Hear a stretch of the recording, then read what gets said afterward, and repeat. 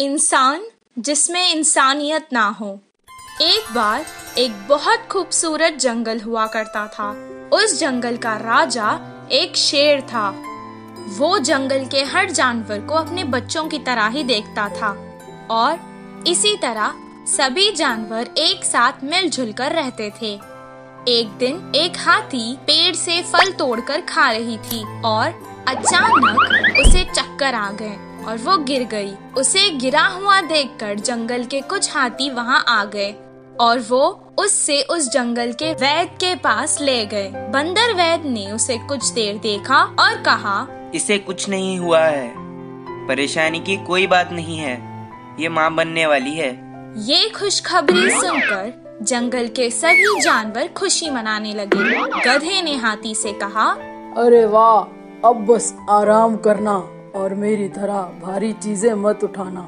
हिरन ने भी कहा, तुम मेरी तरह कूदा मत करो, आराम से चलो। मंत्री लोमड़ी ने कहा, मेरी तरह जो मिले वो मत खाना, अच्छा खाना खाओ। कौवे ने कहा, तुम्हें अगर कुछ भी चाहिए तो मुझे आवाज दे देना। ये सब सुनकर राजा ने कहा, हमारे हाथी मित्र की अब हम सबको ही मिलकर देखभाल करनी चाहिए।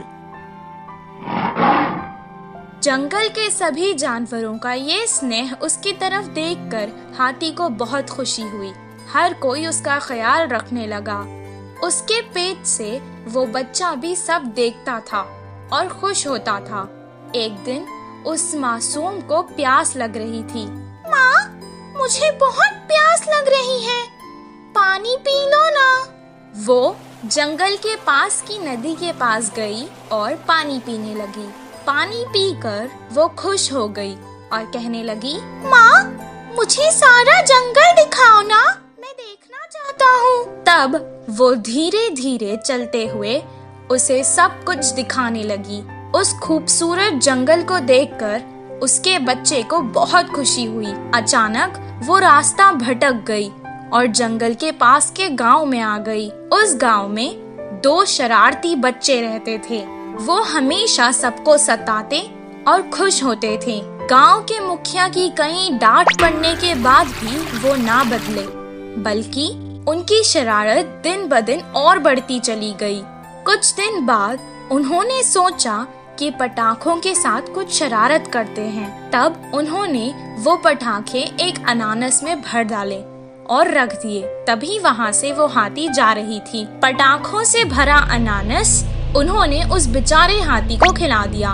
वो खाते ही अचानक हाथी के मुंह में वो अनानास फट गया और उस बेचारे हाथी का मुंह बुरी तरह से जख्मी हो गया।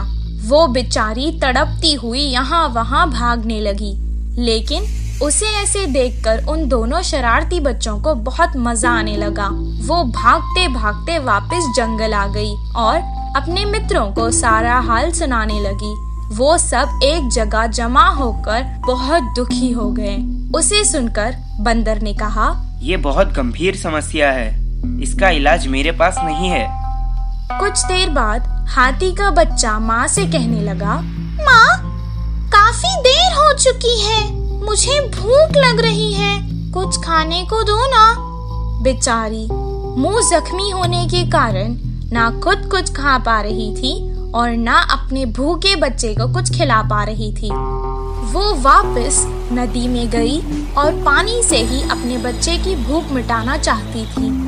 कुछ देर पानी पीने के बाद उसने अपने मासूम बच्चे से रोते हुए कहा, बेटा, मुझे माफ कर देना, मैं तुम्हें इस जालिम दुनिया में नहीं आने दूंगी। इतना कहकर उसने अपनी जान दे दी। हाथी की मृत्यु देखकर जंगल के सभी जानवर दुखी हो गए और उस घटना के बाद कभी कोई उस जंगल से बाहर नहीं गया।